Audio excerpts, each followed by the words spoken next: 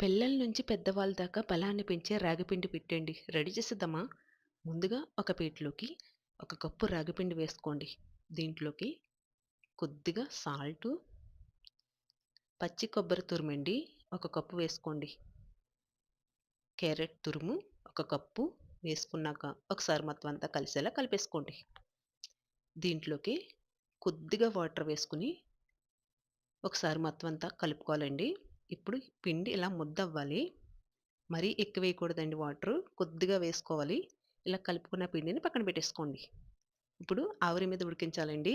ఒక గిన్నెలోకి వాటర్ వేసుకొని దీనిపైన ఏదైనా క్లాత్ కొంచెం తడి చేసుకొని తీసుకోవాలి. దీనిపైన వేసుకొని ఇది క్లాత్ కదలకుండా ఒక సన్నటి క్లాత్ తోటి ఇలా కట్టేసుకున్న తర్వాత దీనిపైన కలిపిన రాగిపిండి ఇలా వేసేసుకొని మొత్తం అంతా కవర్ చేసేలా ఎగస్ట్రా క్లాత్‌ని ఇలా వేసేసుకోండి దీనిపైన. ఇప్పుడు మూత పెట్టి 15-20 నిమిషాలు కుక్ చేసుకుంటే సరిపోద్దండి. ఇది ఉడికిందో లేదో ఒకసారి చెక్ చేసుకున్న తర్వాత స్టవ్ ఆఫ్ చేసుకొని పక్కన పెట్టేసుకోండి.